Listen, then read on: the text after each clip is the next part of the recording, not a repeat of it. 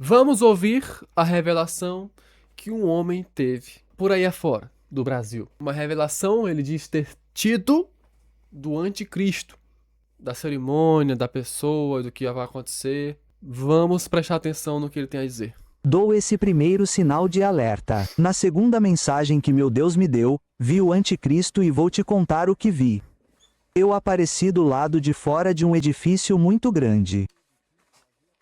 Fora do edifício havia policiais com carros muito luxuosos, carros, de milhões, de Porsche para cima.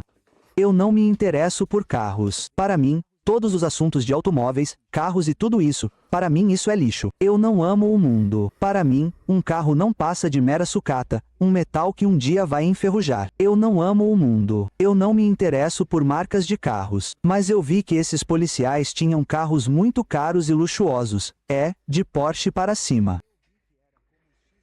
E eu vi que era como os XX árabes, muito luxo, muita riqueza, muito esplendor. Eu me aproximei do edifício e entrei, e era um edifício onde havia muito luxo. Um luxo extremo, e pude notar que havia garçons, havia muitos guardas de segurança, policiais, e fui caminhando para uma espécie de grande salão de conferências, no qual, na parte de trás do salão, havia muitas cadeiras e, nessas cadeiras, havia muitos políticos e pessoas poderosas. Eles traziam seus smokings, seus paletós, vinham vestidos de gala, gente rica e poderosa da terra, alguns políticos, alguns empresários, gente de poder da terra, e se sentaram e estavam esperando que um personagem principal aparecesse naquela grande sala, naquele grande salão de conferências. E eu vi que naquele salão havia mais policiais, havia garçons, havia pessoas que estavam servindo, mas me chamou muito a atenção que vi muitos robôs. Vi como, robôs que eram garçons, robôs que eram guardas, que eram policiais, e eram humanoides. Eu pude ver que eles estavam a serviço do anticristo.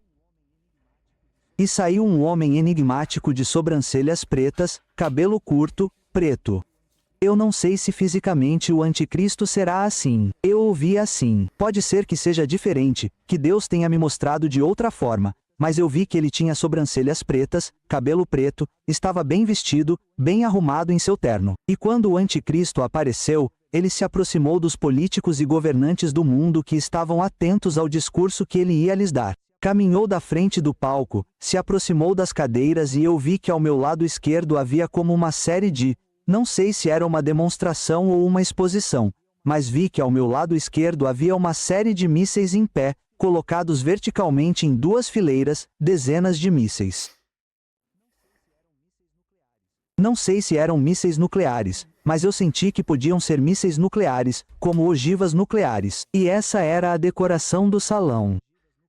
E na ponta das ogivas nucleares havia uma espécie de ponta prateada pequena, mas os mísseis estavam em pé, aos pares, muitos, dezenas de mísseis. Eu sentia que eram ogivas nucleares e essa era a decoração da sala do anticristo. Não sei porquê. O anticristo se aproximou. Seu rosto era muito maligno, era enigmático. Era o rosto de uma pessoa cruel, má e impiedosa. Via-se maldade em seus olhos e maldade em seu olhar, como se estivesse zangado o dia todo, todos os dias. E ele se aproximou dos presidentes, poderosos, políticos e governantes da terra e lhes disse, falava com autoridade, lhes disse, eu resolverei os problemas da terra. Isso ele lhes disse. Fez uma pausa e mudou de tom e falou depois quase gritando com uma ira e uma fúria tremendas que fez com que os presidentes da terra se assustassem. Começou a gritar, quem não negar a Jesus Cristo, eu vou matar. Assim, com ódio, com raiva, disse, quem não negar a Jesus Cristo, eu vou matar com um ódio e uma ira feroz. Os presidentes e políticos da terra se assustaram e ele lhes disse, tem alguns minutos, podem ir a uma sala, a um intervalo e, ao voltar, me dirão sua decisão, porque aquele que não o negar aqui, eu vou matar. Ele começou a gritar e eu vi que eles se assustaram, ficaram aterrorizados.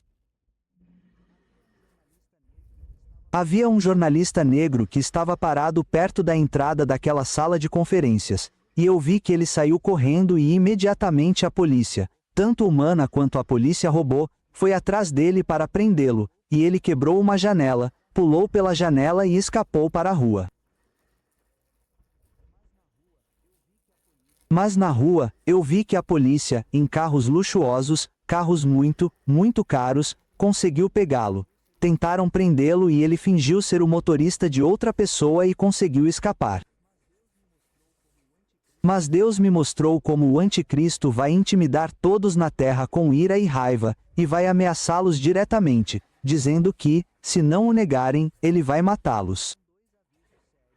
São dois avisos sérios, irmão. Sabemos que o anticristo já está dobrando a esquina. Sua aparição está dobrando a esquina. A Bíblia diz em 2 aos Tessalonicenses, capítulo 2, que há quem agora o detém, para que a seu tempo se manifeste. Mas, quando for tirado o que o detém, então será revelado aquele iníquo, com todo o engano da injustiça para os que perecem, porque não receberam o amor da verdade para serem salvos. Por isso, Deus lhes envia um poder enganoso para que creiam na mentira e sejam condenados todos os que não se compraziam na verdade, mas sim na mentira. Irmãos, o anticristo vai matar todos os que não o adorarem, todos os que não colocarem sua marca na testa ou na mão. Isso vai nos alcançar. O arrebatamento está dobrando a esquina e meu Deus continua me avisando em sonhos. Por isso, no primeiro aviso, meu Deus me diz: permaneçam firmes, cuidem-se de tentações sexuais, cuidem dos seus olhos. O diabo anda como um leão que ruge, buscando a quem devorar, e fará muitos caírem. E muitos perderão o arrebatamento da igreja por estarem na pornografia, na fornicação, no adultério, em luxúrias e lascívias, porque sem santidade ninguém verá o Senhor. E no segundo aviso, meu Deus me mostra o que espera aqueles que ficarem. Morte. Ele me mostrou a ira e a fúria do anticristo para todos os que amam a Jesus e o adoram. Para todos aqueles que não adoram o anticristo, ele será uma pessoa muito maligna e cruel. E impiedosa, sem misericórdia, o filho do diabo, e ele governará a terra por 7 anos. Irmãos, firmes no Evangelho de Jesus Cristo, porque já estamos indo. O Senhor Jesus vai tocar a trombeta e o que eu escuto no segredo de Jeová é meu dever anunciar a você. Se você é suscetível à tentação sexual, é melhor jejuar e orar para que possa vencer a tentação. Porque o espírito na verdade está pronto, mas a carne é fraca. Esta é uma advertência séria. Muitos, por se descuidarem sexualmente, amanhã estarão se lamentando, gritando, chorando, arrancando os cabelos, porque não foram no arrebatamento. Jesus fechou a porta do reino dos céus na cara deles como as 5 virgens insensatas, por mancharem suas vestes, por se encherem de pecado. Satanás te estuda seus pontos fracos e sabe que muitos têm fraqueza na carne, no aspecto sexual. Lave suas vestes no sangue do Cordeiro. Exercite o domínio próprio. Busque a libertação de demônios. Sem jejum você não vai vencer. Você tem que orar e jejuar para dobrar e sujeitar a carne, crucificar a carne. Quando vier a tentação, pense em Jesus Cristo, medite nele, peça ajuda a ele. O Senhor Jesus vem. Lanço esta séria advertência. Não fique para trás por causa de pecado sexual. Irmãos, a tentação não é brincadeira. E tem muitas pautas que a gente pode anotar aqui. O nome de Jesus é poderoso e tem autoridade para libertar. Libertação do mal, libertar de demônios, libertar da doença, libertar da opressão, libertar da escravidão. O nome de Jesus tem autoridade e poder para libertação, pois ele é a verdade, como está escrito. Conhecereis a verdade vos libertará. Jesus é a verdade. Ele é o caminho, a verdade e a vida. E como ouvimos aqui, o jejum não é pouca coisa. O jejum, na verdade, é uma arma. Uma arma contra a carne. Jejum e oração. Porque não é só jejum, é jejum de verdade. Jejuar, orar e meditar na palavra de Deus. O jejum, ele mata a carne de uma tal forma que você simplesmente é liberto daquilo que te escravizava. o pecado que você é refém, a tua fraqueza. Qual é a tua fraqueza da carne?